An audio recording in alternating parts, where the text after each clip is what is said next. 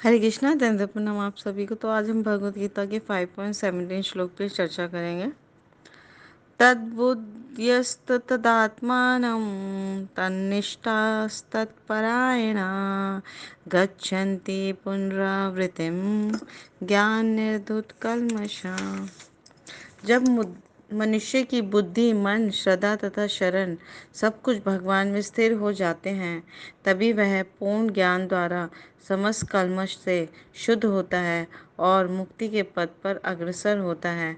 तो श्री पापा जी बहुत सुंदर समझा रहे हैं कि जब मनुष्य की बुद्धि यानी कि सुमेधा अच्छी बुद्धि से और मन से और पूर्ण श्रद्धा से अगर वो समझे कि भगवान जो श्री कृष्ण है, मुझे उनमें उनकी भक्ति करनी है और उनके शरणागत बनना है, तो उसको पूर्ण ज्ञान हो जाता है।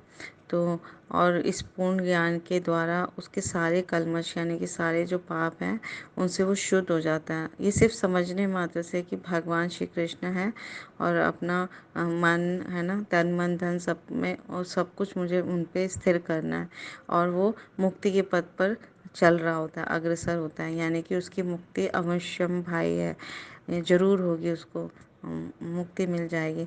और तात्पर्य में आगे समझा रहे हैं कि परम दिव्य सत्य है भगवान श्री कृष्ण ही है। सारी गीता इसी घोषणा पर केंद्रित है, यानी हर श्लोक, हर हर चैप्टर, हर अध्याय का यही सारांश है कि भगवान श्री कृष्ण ही परम दिव्य सत्य हैं। और ये मनुष्य जीवन हमें यही खोजने के मिला है, इसी को जानने के लिए मिला है कि कौन कौन है परम दिव्य सत्य और क्या है और हमें कैसे उन तक पहुंचना है। तो भगवान जो हैं श्री भगवान श्री कृष्ण ही हैं। यही समस्त वेदों का भी अभिमत है, यानी कि सारे वेदों को अभी हमारे पढ़ने के लिए हमारे पास समय भी नहीं है, ना बुद्धि है, हम समझ भी नहीं पाएंगे क्योंकि वेदों में इतना सारा ज्ञान भरा पड़ा है, भंडार है ज्ञान का। लेकिन सारे वेद शास्त्र पुराण सभी का जो अभिमत है, एक अभिमत यही है कि भगवान जो हैं वो श्री कृष्ण हैं, तो और परम सत्य हैं। तो भगवान श्री कृष्ण इस पर तत्व की पराकाष्ठा है, उनसे बढ़कर कुछ भी नहीं है, सब कुछ भगवान श्री कृष्ण हैं। तो सभी इसीलिए हर मनुष्य का कर्तव्य है कि अपनी मन, बुद्धि और श्रद्धा, शरण सब कुछ कृष्ण में लगा दे और पूर्णतः कृष्ण भावना भावित बन जाए। तो अ, और इस तरह से वो प्रत्येक वस्तु का पूर्ण ज्ञान उसे हो जाएगा और फिर एक जो कृष्ण भक्त होगा यानी कृष्ण भावना भावित व्यक्ति होगा, वो भली भांति समझ पाएगा कि कृष्ण में द्वैत है, यानी एक साथ एकता भी है और भिन्नता भी है। और ऐसे दिव्य ज्ञान से युक्त होकर वह मुक्ति पथ पर सुस्थिर प्रगति कर सकता है। यानी जो मुक्ति का पथ हमने चुन लिया है, मार्ग चुन लिया है, तो उसमें हम धीरे धीरे प्रगति कर पाएंगे।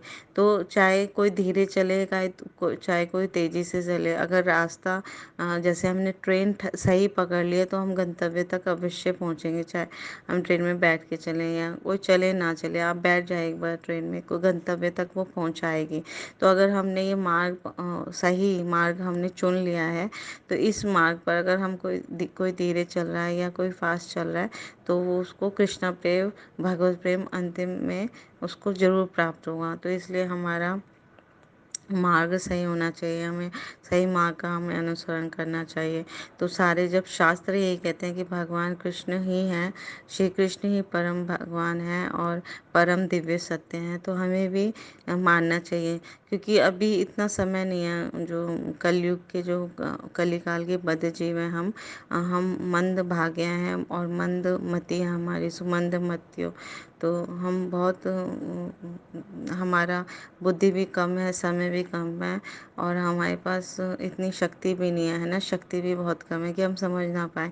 तो सारे शास्त्रों का जो सार है वो हरि नाम ही है। हरि नाम एव केवलम कलौ नास्ते व नास्ते व गतिरन्यथा। तो इसलिए हमें भगवान कृष्ण की भक्ति में स्वयं को लगाना है और बहुत दृढ़ता से, श्रद्धा से, मन और बुद्धि से स्थिर करके भक्ति करनी है। तो ये भक्ति जो है वो कलयुग में बहुत ही सरल है। हरे कृष्णा कृष्णा कृष्णा हरे हरे, हरे राम राम राम हरे हरे। सिर्फ भगवान के पवित्र नामों का उच्चारण करके, जप कर हम भक्ति सीख सकते हैं और अपने जीवन को धन्य बना सकते हैं। Thank you so much. Hare Krishna. गुरु महाराज की जय, श्री प्रभुपाद की जय, आप सब भक्तवृंद की जय।